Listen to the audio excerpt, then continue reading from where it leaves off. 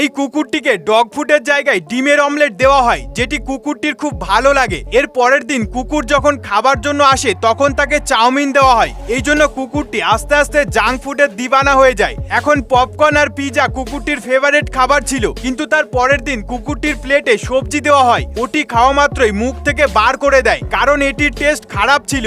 আসলে ছেলেটি একটি শাকাহারী মেয়েকে গার্লফ্রেন্ড বানিয়েছিল, যার কারণে ঘরে সবসময় ভেজ খাবার তৈরি হতো।